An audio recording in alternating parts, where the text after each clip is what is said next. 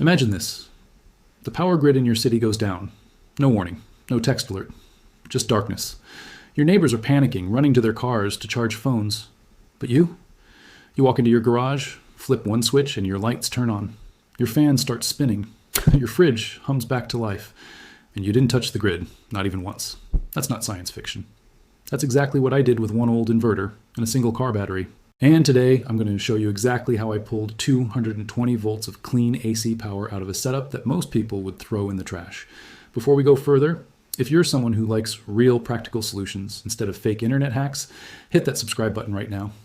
This channel is all about boring, simple, real-world engineering that actually works when you need it most. No fluff, no fake promises, just tested methods. Now let's get into it. So here's how this whole thing started. I had an old inverter sitting in my storage room for almost 2 years. It wasn't fancy. It wasn't even working properly when I first pulled it out. The casing was dusty, one of the display lights was dead, and honestly, I thought it was completely useless. Most people would have scrapped it for parts or sold it for almost nothing. But something in me wanted to test it one more time before giving up on it. And that decision changed everything. I connected it to a basic 12-volt car battery. Nothing special. Just a standard battery you'd find under the hood of almost any car. At first, nothing happened. The inverter didn't even power on. My first thought was that the unit was completely dead. But instead of giving up, I checked the battery terminals, cleaned off some corrosion, and tightened the connections properly. That's when I noticed something. A tiny green light blinked on the inverter's display. It was alive, just barely, but alive. That small green light gave me a strange kind of excitement. It's hard to explain unless you've worked with old electronics before. There's this feeling when something you thought was dead suddenly shows a sign of life. It's like finding out an old phone still has 10% battery after years in a drawer. So I kept going. I wanted to see if this old, half-forgotten inverter could actually produce real usable 220-volt AC power. Not just a flicker, not just a weak current, real power that could run something in my house. Now here's where most people get confused. They think an inverter is some kind of magic box that creates electricity out of nothing. It doesn't. An inverter doesn't generate power, it converts it. The battery holds direct current, or DC power, stored inside it. The inverter's job is to take that stored DC power and transform it into alternating current, or AC power, which is what our home appliances actually use. Your lights, your fan, your phone charger, they're all built to run on AC, not DC. So without an inverter, a car battery is basically useless for powering your house directly. But here's the twist that most beginners don't realize. Not every inverter converts power the same way. There are cheap inverters that produce something called a modified sine wave, and then there are better inverters that produce a pure sine wave. This difference matters more than people think. A modified sine wave is like a rough, jagged version of electricity. It can power basic things like a light bulb or a simple fan, but sensitive electronics, like laptop chargers, medical equipment, or certain TVs, they don't like modified sine wave power. They can behave weirdly, overheat, or even get damaged over time. A pure sine wave, on the other hand, is smooth. It's clean. It behaves almost exactly like the power that comes from your wall socket. And that was the real question I had in my mind. Was this old, forgotten inverter a cheap, modified sine wave unit, or was I about to get lucky with something better? I decided to test it step by step, safely, without rushing. The first thing I checked was the inverter's rating. Every inverter has a wattage rating printed somewhere on its body or in its manual. This tells you the maximum load it can handle at any given time. If you ignore this number and try to run something too powerful, you're not just risking a blown fuse, you're risking a fire. And that's not something to joke about when you're working with batteries and electricity in a closed space like a garage or storage room. Once I confirmed the wattage rating, I moved to the next step, which most people skip completely. I checked the battery's condition using a simple multimeter. This little tool is honestly one of the most underrated pieces of equipment for anyone doing DIY electrical work. It tells you the exact voltage the battery is holding. A healthy 12-volt car battery should read somewhere close to 12.6 volts when fully charged. Mine was sitting a little lower than that, which told me the battery had been sitting unused for a while and had lost some of its charge. But it wasn't dead. It still had life in it. At this point, I want you to understand something important. This entire setup is not about replacing your home's electrical system permanently. It's about having a reliable backup source of power when the grid fails, when you're off-grid camping, or when you simply want to understand how energy storage and conversion actually works in real life. This is the kind of knowledge that feels almost forgotten today, because everyone is used to just flipping a switch and expecting power to appear. Nobody thinks about where that power actually comes from, or what happens when it suddenly stops coming. So I connected the inverter to the battery using proper cables, made sure the polarity was correct, because getting that wrong can seriously damage your equipment or even cause a spark. I want to be very clear here. This is not something you rush. Every wire, every connection point, every terminal, it all matters. One loose connection and you either get no power at all, or worse, you get a dangerous short circuit. With everything connected properly, I turned the inverter on and slowly plugged in my first test device, a simple LED bulb. And that's when I saw it. The bulb lit up, clean, steady, no flickering. That was the moment I knew this old, dusty inverter still had real potential. But a small LED bulb is nothing compared to running something like a fan, a television, or even a small refrigerator. That's where the real test was about to begin, and that's where things got a lot more interesting than I expected. With the LED bulb glowing steady, I knew this was just the beginning. A tiny bulb pulling maybe 2 or 3 watts is nothing. Real appliances pull real power, and that's where an inverter setup either proves itself or completely falls apart. So I decided to push a little further, but carefully, one step at a time, because rushing this kind of test is exactly how people end up damaging expensive equipment or hurting themselves. The next thing I plugged in was a small desk fan. Nothing industrial, just a basic household fan you'd find in any bedroom. I flipped the switch and watched closely. The blades started spinning slowly, then picked up speed, and settled into a smooth, steady rotation. No stuttering, no weird humming noise, no burning smell, which, if you've ever worked with old electronics, you know is always in the back of your mind. That fan running smoothly told me something important. This inverter wasn't just producing power, it was producing usable, stable power that a real appliance could actually work with. At this point, I started thinking about the bigger picture.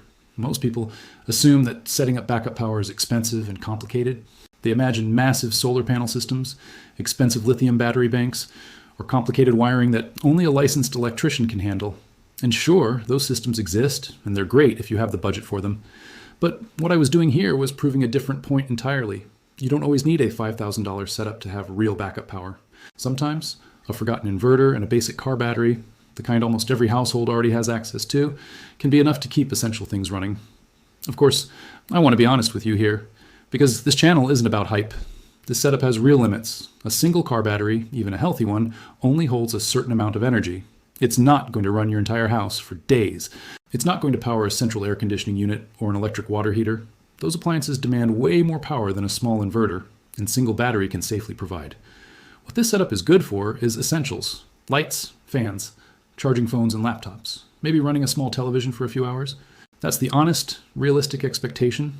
And honestly, that's still incredibly valuable when the grid goes down and you have nothing else.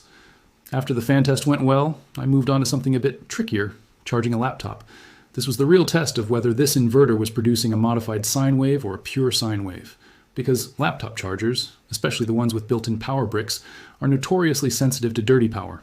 I plugged it in, watched the charging light turn on, and waited. No flickering, no strange charging behavior, no overheating on the power brick. It charged just like it would from a wall socket. That was a genuinely exciting moment because it told me this old inverter, the one I almost gave up on, was producing something close to clean, pure sine wave power.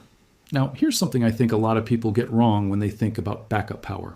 They focus only on the big dramatic scenario, like a total grid collapse or a natural disaster. But honestly, the real everyday value of a setup like this is much simpler than that. Think about short, random power outages. A storm knocks out power for a few hours. Your area has scheduled maintenance and the electricity goes out for an afternoon. Maybe you're working from home and you cannot afford to lose your laptop charge during an important video call.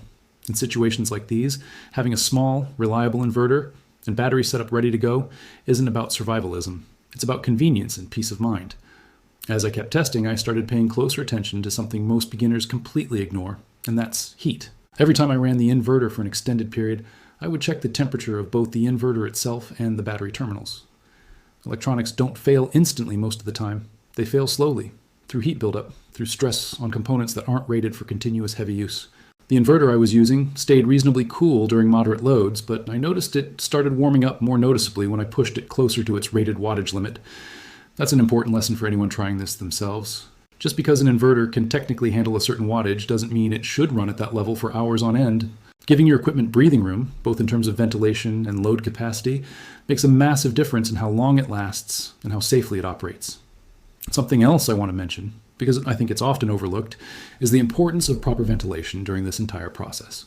Batteries, especially older ones, can release small amounts of gas while charging or discharging, and running an inverter in a completely sealed, airtight space isn't a good idea.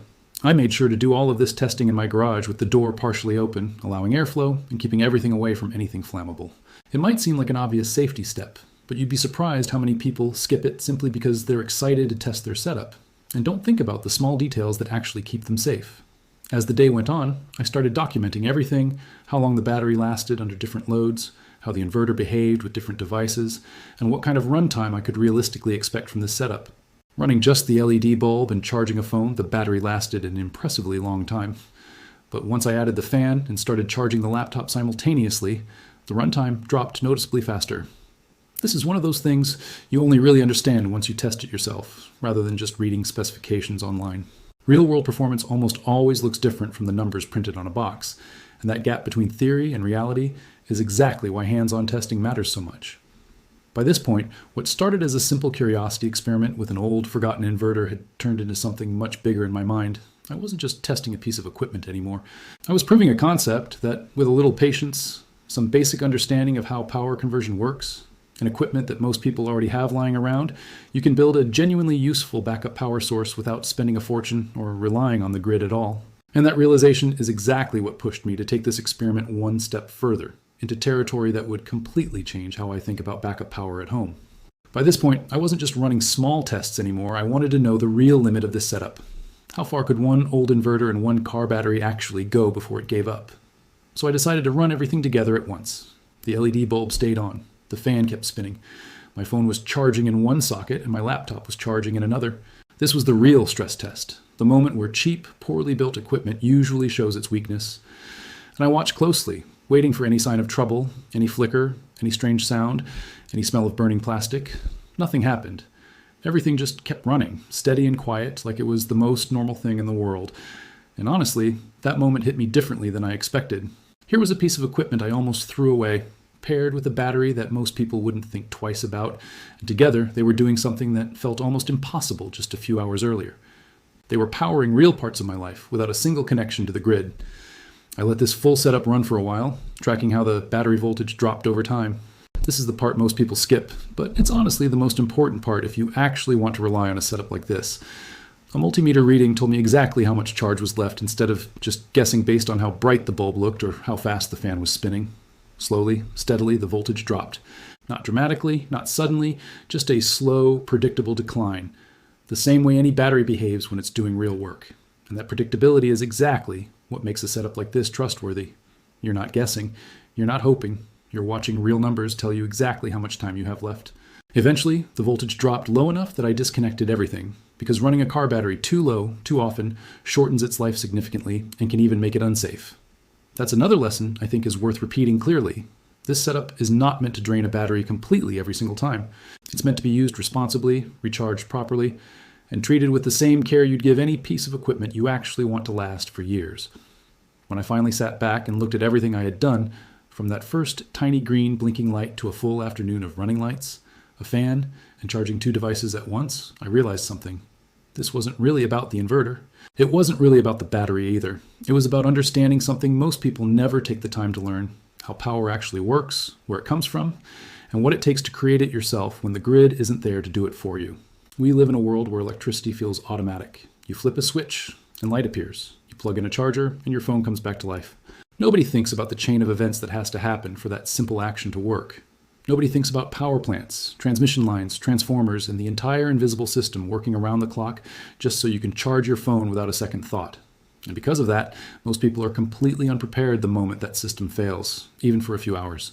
What I did with this old inverter and a single car battery wasn't some extraordinary feat of engineering.